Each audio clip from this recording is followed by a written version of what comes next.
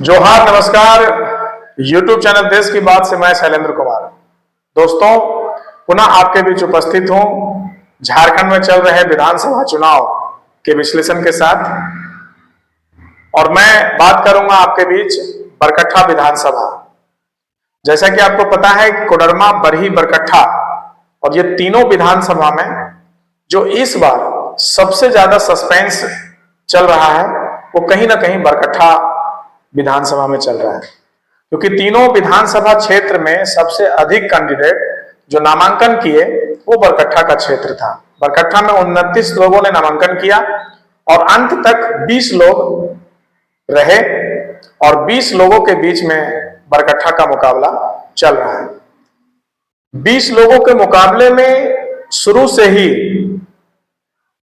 5 लोग विशेष रूप से करीबी लड़ाई में लड़ रहे हैं, लेकिन उसमें 2 लोग और 7 लोगों के बीच विशेष मुकाबला बरकट्ठा का रह जाता है। और वो 7 कौन कौन से लोग हैं?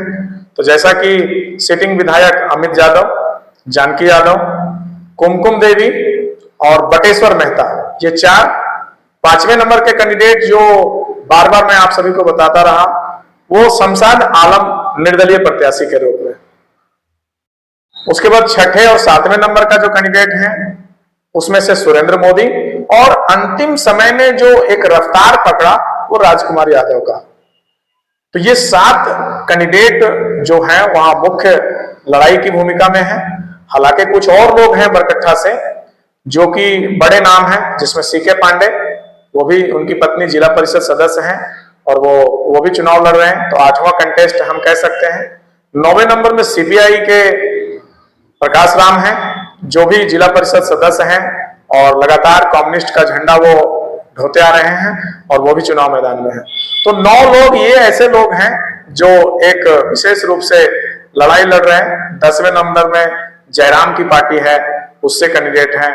कुछ उमेश यादव जो है सो रावण जो है आजाद समाज पार्टी, उनके लोग हैं। तो एक बरकट्ठा में कहीं ना कहीं कुछ नामी गिरामी लोग इस बार चुनाव मैदान में हैं और 10 से 11-12 लोग ऐसे हैं जो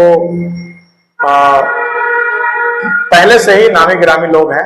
लेकिन मुख्य मुकाबला जो है वो कहीं ना कहीं 5 लोगों के बीच में अंतिम तक सिमटता हुआ दिख रहा है। और वो 5 लोग कौन है? तो उसमें से स्वाभाविक बात है कि भारतीय जनता पार्टी का कैंडिडेट अमित यादव, चूंकि उसके साथ कई कमियां जरूर है लेकिन उसकी सबसे बड़ी ताकत यह है कि वो भारतीय जनता पार्टी का कैंडिडेट है, तो उसे आप कमजोर नहीं मान सकते हैं। दूसरे नंबर में जानकी प्रसाद यादव। जानकी प्रसाद यादव का भी एक बहुत बड़ा खेमा विरोध में जरूर है, लेकिन उसे भी कमजोर नहीं मान सकते हैं क्योंकि वो डायरेक्ट झारखंड मुक्ति मोर्चा के टिकट से चुनाव लड़ रहे हैं। और तीसरे नंबर का जो कैंडिडेट है वो विरोधी खेमा के लोग हो जाते हैं, जिसमें एक तरफ बटेश्वर मेहता और दूसरी तरफ कुमकुम देवी। तो कुमकुम देवी और बटेश्वर मेहता में अगर देखा जाए तो बटेश्वर मेहता इस बार ज्यादा मजबूत दिख रहे हैं, क्योंकि उन्हें भी पता है कि इस बार बरकट्ठा में कई भाग में वोट बंटना है। तो अपने क्षेत्र में विशेष करके इचाक से जहां तक कहा जाता है कि इचाक के पूरे वोटर, लगभग वोटर उनके साथ पैक हैं। कुछ वोटरों को छोड़ करके जो बाकी इचाक का क्षेत्र है उसके वोटर इस बार बटेश्वर मेहता के साथ बनते हुए दिख रहे हैं। लेकिन इस बीच में लगातार आप सभी के बीच में निर्दलीय प्रत्याशी शमशाद आलम के बारे में जिक्र करता रहा। तो शमशाद आलम का ताकत क्या है? तो शमशाद आलम का ताकत कहीं ना कहीं मुस्लिम समाज है। वो इस चुनाव में अपने आप को पूरे मुस्लिम समाज में स्थापित करने में कहीं ना कहीं सफल हुए हैं। देखा जाए तो जितने भी मुस्लिम समाज के लोग हैं उन तक वो पहुंच पाए। हालांकि उनके चुनाव प्रचार में बहुत ज्यादा चकाचौंध देखने को नहीं मिला, लेकिन एक सिस्टमैटिक ढंग से जिस प्रकार से रणनीति के साथ शमशाद आलम बढ़े हैं और अंतिम तक अपने आप को स्थापित किए हैं, ये वाकई में काबिले तारीफ है। तो ये मुख्य मुकाबला 5 लोगों के बीच हो जाता है।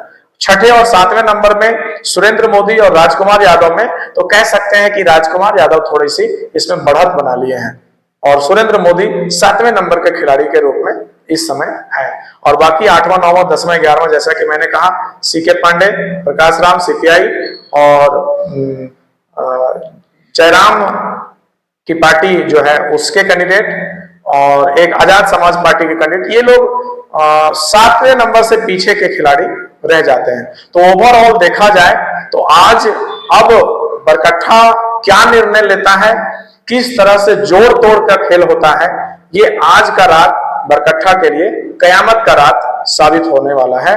और कहीं ना कहीं ये जो पहले नंबर के 5 लड़ाकू हैं, जिसमें से अमित यादव, जानकी यादव, बटेश्वर मेहता, कुमकुम देवी और शमशाद आलम, इस पांचों के बीच में एक कड़ा मुकाबला देखने को मिलेगा।